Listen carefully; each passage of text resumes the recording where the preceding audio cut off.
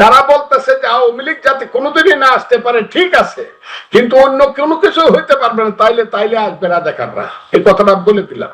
এই দেশে মুক্তিযুদ্ধের পলিটিক্স না আসলে এই দেশে 30 লক্ষ লোকের রক্ত বৃথা যাবে। এই দেশ বাঙালি জাতি বেঈমান হিসেবে ইতিহাসে প্রতিষ্ঠিত হবে। মুক্তিযুদ্ধের রাজনীতি আসবে, আমি কয়ে দিলাম কথাটা আপনাকে। আমাকে বাইরে ফেলতে পারে, এখনো বাইরে হলে গুলি করে মারে ফেলতে পারে, কিন্তু মুক্তিযুদ্ধের রাজনীতি কিন্তু আসবে, আমি কয়ে গেলাম কথাটা। আমন্ত্রণ জানাচ্ছি প্রিয় দর্শক, মানচিত্র নিয়মিত আয়োজন কথোপকথনে। বর্তমানে বাংলাদেশে যে রাজনৈতিক উথাল পাথাল একটি সময় আমরা অতিক্রম করছি, সেই সময়টিতে দাঁড়িয়ে খোদ রাজনৈতিক দলগুলো তার সঠিক ভূমিকাটি পালন করতে পারছে কিনা সেই প্রশ্ন এখন উঠতে শুরু করেছে। এই বিষয়ে আমরা আলোচনা করবো। এই বিষয়ে আলোচনার জন্য আমাদের সঙ্গে আজকে যুক্ত রয়েছেন বিএনপি চেয়ারপারসনের উপদেষ্টা, মুক্তিযোদ্ধা অ্যাডভোকেট ফজলুর রহমান। অ্যাডভোকেট ফজলুর রহমান, আপনাকে আমরা স্বাগত জানাচ্ছি আমাদের অনুষ্ঠানে। যে কথা ভূমিকাতে বলছিলাম সে বিষয়ে আপনার কাছ থেকে জানতে চাচ্ছি, রাজনৈতিক দলগুলো তাদের ভূমিকাটি মানুষের জন্য, সমাজের জন্য এই মুহূর্তে সঠিকভাবে পালন করছে কিনা। একজন বর্ষিয়ান রাজনীতিবিদ হিসেবে, একজন সাবেক সংসদ সদস্য হিসেবে আপনার মন্তব্যটি কি? আপনাকে অসংখ্য ধন্যবাদ। আপনি আমাকে যে প্রশ্নটি করেছেন তার আগে আমি জনগণকে সালাম দিচ্ছি, আসসালামু আলাইকুম। এখানে রাজনৈতিক দল আমার মতো করে বলবো না, রাজনৈতিক দলের যে সংজ্ঞা আছে পলিটিক্যাল সায়েন্সে, সেই সংজ্ঞা অনুযায়ী একটা দেশের একটা বিপর্যস্ত অবস্থায় অথবা বিপদগ্রস্ত অবস্থায় একটা রাজনৈতিক দল যে ভূমিকা পালন করা দরকার, সেই ভূমিকা পালন করার মতো কোন ধরনের যোগ্যতা, ইচ্ছা আমি রাজনৈতিক দলগুলোর মধ্যে দেখছি না। এই রাজনৈতিক দলগুলো মূলত বর্তমান সরকারের ইচ্ছাকে প্রতিষ্ঠিত করার জন্য অথবা দেশে তার ইচ্ছাকে প্রতিফলিত করার জন্য এই সরকারকে বিভিন্নভাবে সহযোগিতা করছে। অথচ এই সরকার এই রাজনৈতিক দলগুলোকে মনে করছে তারা হলো তাদের সাইকোফ্যান।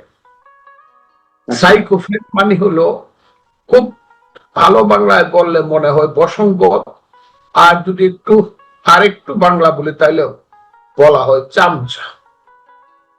চামচা মানে হলো সরকার তার কাজ নীরবে নিবৃতে অথবা প্রকাশ্যে বাস্তবায়িত করার জন্য 1 বছর যাবত করে যাচ্ছে। তার কাজটা কি?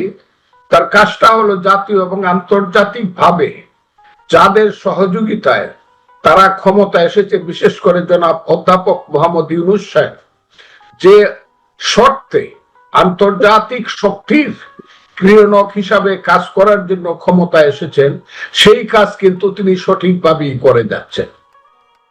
রাজনৈতিক দলগুলো হয়ে গেছে এখানে সুম্মুন বুকমুন উমিউন ফাহিউম লায়ারজিউ। তারা চোখ থাকতে দেখে না, কান থাকতে শুনে না, মন থাকতে বুঝে না, এইরকম একটা ভাব শুধু আছে যে আমাদেরকে একটু যদি খালি ডাক দেয়, না আসো আসো, এমনি দৌড়ায় গিয়ে তার উপরে পড়বো এবং তার মতো করে আমরা শেষ পর্যন্ত কথা বলবো। যদি কোনো কথা ইউনূস সাহেব না শুনতে চায়, তাদেরকে মনে কষ্ট দেয়, তখন বাইরে আইসা কিছু সমালোচনা করব, সমালোচনা করার পরে আবার ডাকবে, আসো আসো, তোমাদের জন্য আমি সিন্নি সালাত রাখছি, আইসা বৈশাখ কথাবার্তা বলে দাও। এবং সবচেয়ে দুর্ভাগ্যজনক হলো এইখানে যে দলটি মূল একমাত্র দল মানুষের কাছে, মানুষ যে দলটির প্রতি আশা করে আছে, সেই দলটির নাম হলো বিএনপি বা বাংলাদেশ জাতীয়তাবাদী দল। সেই দলটি এখন আমার মতে খুব সঠিক ভূমিকা পালন করছে বলে আমি মনে করি না। কেন মনে করি না? সেই দলটির মধ্যে ডাক দেওয়ার সঙ্গে সঙ্গে দৌড়ায় মহাসচিব থেকে ধরে স্থায়ী কমিটির সদস্যরা গিয়া বসে কাদের সঙ্গে? যাদের এখন পর্যন্ত রেজিস্ট্রেশন হয় নাই, এইসব শিশু বাচ্চারা 500 মিললে ফজলুর রহমানের মতো একজনের ভোট পাবে না। 500। আমি আল্লাহর রহমতে যে ভোটটা আমার এলাকাতে পাবো, এরা 500 মিললে এই ভোটটা, কারণ 500 মিললে এরা 5 লাখ ভোট পাইতে পারে, 2000 করে পায়, 1000 করে পাবেন। এরা মেম্বারের ভোট এদের সাথে গিয়া বসে একবার বলতে পারে না আমার দলটা যে ঠিক আছে আপনি যদি কথা বলেন আমরা যাব, কিন্তু আপনি আমাদের সঙ্গে এককভাবে কথা বলবেন। আমরা এই বাসুরদের পাশে রাখা এবং আমার বাসুরদের মাথার উপরে রাখা যারা কথায় কথায় আমাদের কথার প্রতিবাদ করবে এবং বেয়াদবি বেতবিজি করবে তাদের সঙ্গে আমরা বসবো না। এই কথাটা বলার মতো কারেজ আমার দলের আছে কিনা এটা আমি জানি না, এবং আমার দল এই কাজটা করে যে ইউনূস সাহেব ডাক দিলেই যায় কে এদের সাথে বসে, যারা 4 দিন আগে স্লোগান দেয় 1 2 3 4, যারা 3 দিন আগে স্লোগান দেয় গাছের ডালে কাওয়া তারেক রহমান অমুক, যারা স্লোগান দেয় আমার ভাইয়ের রক্তে লাল তারেক রহমান অমুকের আল, এইগুলা যারা স্লোগান দেয় তাদের, যারা নোয়াখালীতে চিটাগাঙ্গে কক্সবাজারে মিটিং করিয়া বিশ্রী কুশ্রী স্লোগান দেয় আমাদের নেতা নেত্রীদের নামে, শহীদ জিয়াউর রহমানের ছবি যারা পদদলিত করে, তারেক রহমান খালেদের ছবি, তাদের সাথে দেখে গিয়া বসে বসে হাসা হাসা কথা কয়। এর নাম যদি রাজনীতি হয়, এই রাজনীতি আমি করি না। যারা মনে করছে প্রত্যেক দেশে একটা প্রিন্সিপাল কন্ট্রাডিকশন থাকে, যে দেশে সংগ্রাম হয় যুদ্ধ হয়, প্রিন্সিপাল কন্ট্রাডিকশন। যেমন 71-এ প্রিন্সিপাল কন্ট্রাডিকশন ছিল এই দেশ স্বাধীন হবে না, পাকিস্তানি থেকে যাবে। মুক্তিযুদ্ধ সফল হবে, সঠিক আছে সফল হবে না মুক্তিযুদ্ধ পরাজিত। This was the contradiction, principal contradiction. আমার দল এখন মনে করতেছে কিনা আমি জানি না যে ইলেকশন হবে কি হবে না, এটা হলো প্রিন্সিপাল কন্ট্রাডিকশন। এটা যদি আমার দল মনে করে আমার কোনো আপত্তি নাই, কিন্তু আমি মনে করি, এটা আমাকে কনভিন্স করতে, আমি মনে করি প্রিন্সিপাল কন্ট্রাডিকশন হইলো এই দেশে যে 71 সনে মুক্তিযুদ্ধ হয়েছিল সেটা সঠিক ছিল কি বেঠিক ছিল, এই ফাইটটা জামাত করতে চায় এবং তারা ওই যে জঙ্গিবাদীরা হিজবুত তাহরিরা করতে চায়, এবং এই কারণেই তারা 5ই আগস্ট ঘটাইছে। যদি তারা গণতন্ত্রের জন্য 5ই আগস্ট ঘটাইতো ভোটের জন্য, তাহলে 3 মাসের মধ্যে তারা ইলেকশন দিয়ে দিত। 1 বছর যাবৎ ক্ষমতায় থাকেও যখন বলে আমরা কি ইলেকশন করার জন্য ক্ষমতায় আসছি, আমরা তো এই দেশকে পরিবর্তন করার, কোন পরিবর্তন, আমরা দেশকে আফগানিস্তান করতে, তারা ক্লিয়ার স্লোগান দেয়। কাজে তাদেরকে জিজ্ঞাসা করতে হবে তোমরা কি প্রধান কন্ট্রাডিকশন কি 71 নিয়ে নাকি প্রধান কন্ট্রাডিকশন ইলেকশন নিয়ে। কাজে আমি মনে করি না যে এই জিনিসটা খুব সুষ্ঠুভাবে সমাধান হবে, কারণ ইউনূস সাহেব ওই যে শিয়ালের পিঠা ভাগ করার মতো ভাগ করে দিতেছে রাজনৈতিক দলগুলোকে। নিজে একটু বেশি কামড় দেয় ওজনতে হইছে না, তারপর না আরেকটু কামড় দেন তাইলে বলে ওজনতে হইছে না। কিন্তু কেন তারা ডক্টর মোহাম্মদ ইউনূসের এই ইচ্ছার প্রতিফলন ঘটাচ্ছে? আমি আপনাকে বলি, ঘটাচ্ছে এই কারণে তারা মনে করতেছে যে ইউনূস সাহেবকে কোনোভাবে কনভিন্স করে সরকারের পক্ষে থেকে, যেহেতু ইউনূস সাহেব 15 ঘন্টা বিমানে উড়ে গিয়ে আমাদের নেতা জনাব তারেক রহমানের সাথে একটা কন্ডিশন করছে ফেব্রুয়ারির প্রথম সপ্তাহে 26 সনে ভোট দিবে, এই বিশ্বাসটা বিএনপি এখনো রক্ষা করতে চাচ্ছে এবং এই বিশ্বাসের মধ্যে বিএনপি আছে। কিন্তু এই বিশ্বাসের মধ্যে থেকে যদি দেখা যায়, কালকেও একজন বলছে, তাদের মন্ত্রিসভার খুব সিনিয়র মিনিস্টার বলছে চট্টগ্রাম বিমানবন্দর বিদেশিদের কাছে দিয়ে দেওয়া উচিত।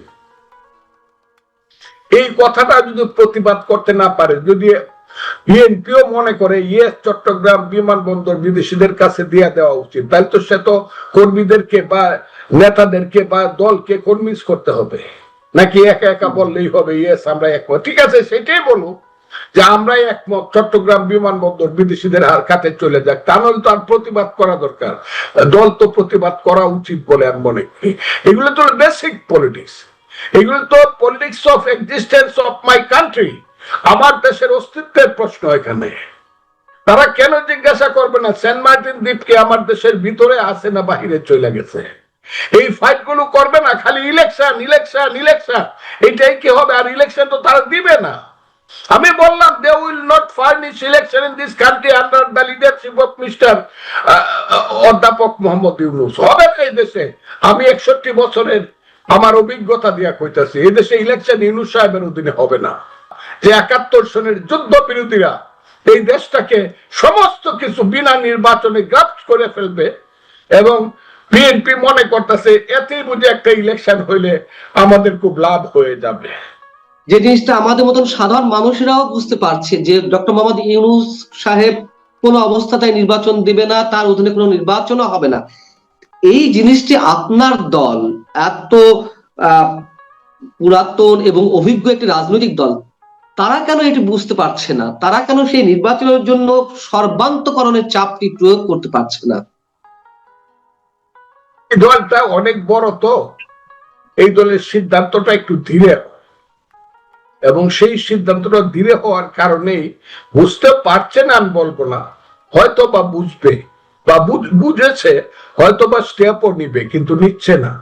কিন্তু সময় যদি ফুরিয়ে যায়, সময় গেলে সাধন হবে না।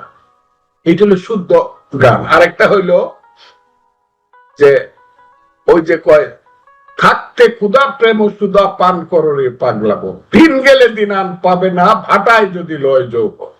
আমি বিএনপি বা আমার দল বা আমাদের যারা প্রগতিশীল দল আছে, এরা করে কি? এরা কি করে? কমিউনিস্ট পার্টি, পঞ্চ পার্টি, যে পঞ্চ পাণ্ডবের যে দল, কি দল বলে এটাকে? পঞ্চ পাণ্ডবের মান্না সাহেবদের নেতৃত্বে যে পঞ্চ পাণ্ডবের নাগরিক ঐক্য, মান্না ভাইয়ের নাগরিক ঐক্য, নাগরিক ঐক্য, এবং 5টা মিলে কিন্তু একটা নাম আছে। এটা তারা কি করে? বাম গণতান্ত্রিক জোট, এরকম একটা আছে। তারা চুপ হয়ে গেল কেন? কি পাওয়ার?